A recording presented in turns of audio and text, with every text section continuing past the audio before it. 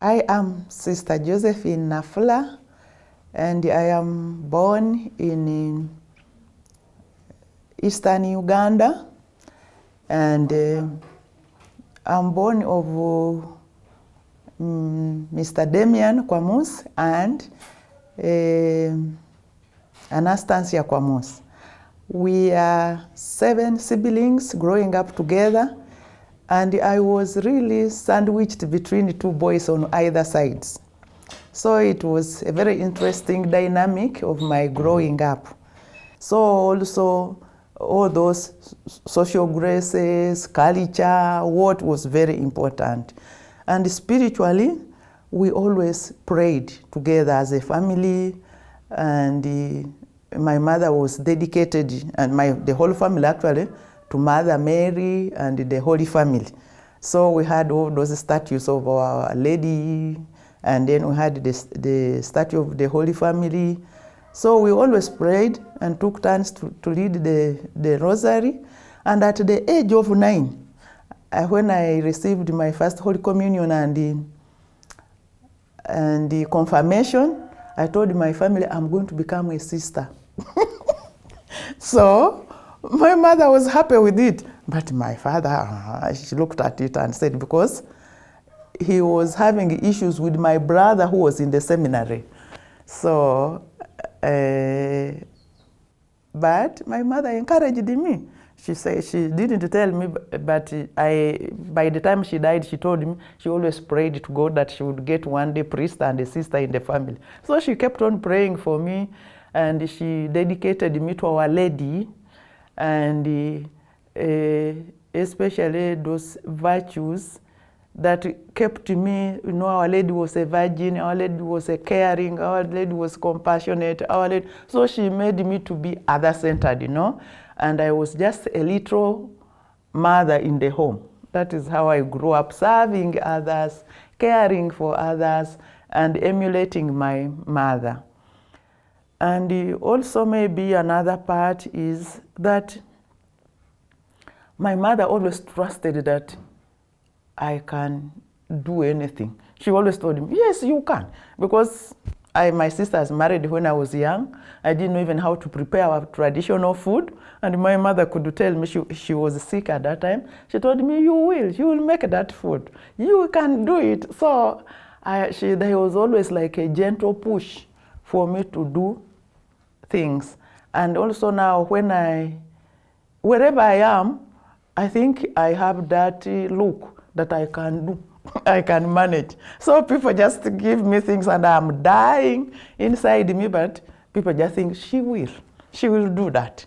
I really finished my primaries, finished my secondary, but all in the sisters' schools, Catholic sisters' schools. Even went to college in the sisters' schools, and trained and became a teacher.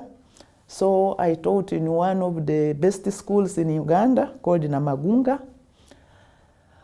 But all along I knew I'm to be a sister. But my brother, who is a priest, was always telling me, I wanted to go when I was in P7, after my primary education. He told me, no, you are not going to go, because if you go without profession, you will just be a cook. So you have to, and then she would tell me, can you see yourself digging? Because in the sisters used to dig for the food they were eating, no? She says, can you see yourself digging? You who doesn't know how to dig, she would always like frighten me. I said, okay, no, let me wait. Then after secondary, I wanted to go again. She told me, no, even they admitted me. She told me, no, you will go. Because my brother was like a second father to me, actually. So he's the third born, but he was the highly educated as a priest, no? And somehow I was his younger sister, and he wanted always to protect me. So after that, even after college, he told me, you wait, have an experience first. But then after 2 years of teaching, I decided to change my profession. So I trained in administrative secretary, no? Because I didn't want to be a teacher anymore. I said, being a teacher is such a big responsibility because you are, the whole future of these kids is in your hands. If you make any mistake, you are ruining the future of the children. I said, I don't think I have that capability of shaping the future of what? These kids. I better, and also marking books. You have no holiday. I would see my brothers or my sisters, they have a holiday, they enjoy. I have no holiday. During holidays, I'm scheming, I'm making lesson plans, I'm what? It was like a full-time job. I said, I want also to relax. So I changed, but it was a big blow in my family. Oh, my brother was so mad, my mother was so mad, and even the extended family. But my father told them, you leave her. She's now an adult. She knows what she's doing. Whatever she wants to change to, let her change and become what she wants to become. So that is when I saw my father supporting me in this chaos in the family, because I had decided to change my profession. So I went, of course, it was not a nice feeling. I felt also like maybe rejected by the family because I said they don't understand me. At least my dad is understanding me. That was the consolation. But it was also generic in a sense that a woman had to be a teacher or a nurse. And I was going into something, they were saying, to be that kind of administration, that is a male world, not your world. So I was doing something that was not normally accepted in my family, because all the women, they are either nurses or what? Teachers. And I was changing that, the discourse in the family. So that was the whole thing. Then, after that, I started working with a bishop in Soroti Catholic Diocese as an administrative secretary.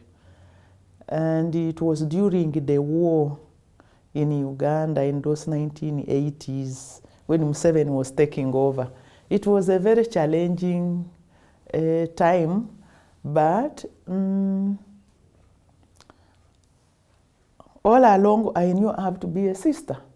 Then my brother was telling me, wait, because she was telling me, now you leave all this, who is going to look after some of these things in the family? Why do you want to go there? But I just was determined, and the bishop also never wanted me to go. So I was determined, I said I will go. So I applied again to a local congregation.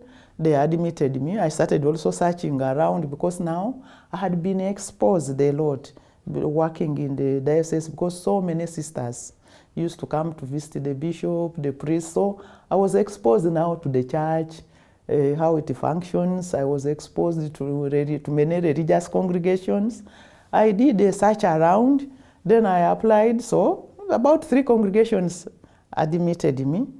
Then one time I was here in Kampala, then I met 2 medical mission sisters. So I asked my friend, do you know those women? They looked very friendly, simple and all that. She told me, those are medical mission sisters.